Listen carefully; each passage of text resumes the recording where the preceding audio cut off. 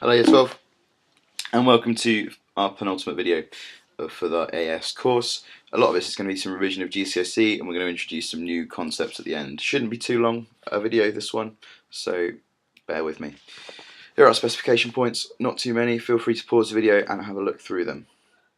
So we start off with a brief revision of collision theory, which you should have learned in GCSE, and that is the idea behind that is that a reaction will happen when two reacting particles hit each other, providing they have the right amount of energy and they are facing the right way. And anything that increases the frequency of successful collisions increases the rate of reaction.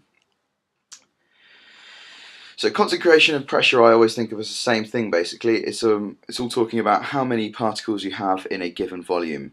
Here we have not very many particles in a given volume. This could be a solid, this could be a gas, or it could be a solution, but I've just not put the water molecules in. And here we have a lot of particles in a small area, so there's a lot more collisions, more frequent collisions. And if there are more frequent collisions, there's highly likely that there'll be more successful collisions. Catalysts speed up the reaction by lowering the activation energy. Activation energy is the amount of energy that a particle needs to have in a collision. So if that is lower, there's going to be a higher proportion of particles that have that energy. So there'll be more frequent successful collisions. And these aren't used up by chemical reaction. Now I alluded a second ago to the fact that there'll be not all of the particles with the same amount of energy in a sample. They actually have a distribution of energies. And we could probably imagine what that would look like. You'd think that there'd be a large majority of particles with roughly the same energy, some with lots of energies, some with not so much energy. And yeah, we'd be right. None of them have zero energy, which is important. You can't have zero energy. That's not a thing. And this is kinetic energies here we're plotting.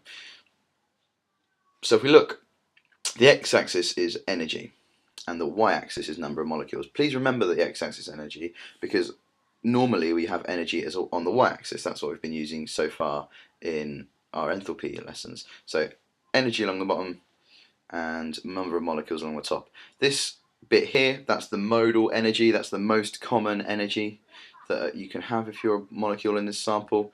Here is, and on this one I've drawn in the activation energy for a reaction. So all of these molecules can have successful collisions because they have enough energy. Now the integral of this area, it would give me the number of particles with enough energy. So if we took the integral of the whole thing, I'd find out how many particles there are in total. That's important. Integral, by the way, for those of you who don't do maths, is just the area under a graph. It's the fancy way of saying that. So temperature has a really quite profound effect on reactions.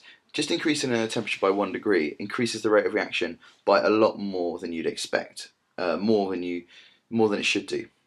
Anyway, and that is because changing the temperature changes the distribution of energies of the particles. So by changing the temperature by 1 degree, we've moved our modal energy a little bit over here. If we look over here, we've got a lot more particles that have the required energy have the activation energy. We've increased this area by quite a large amount by just having quite a small change in the temperature, and that will be true no matter how much we increase the temperature by.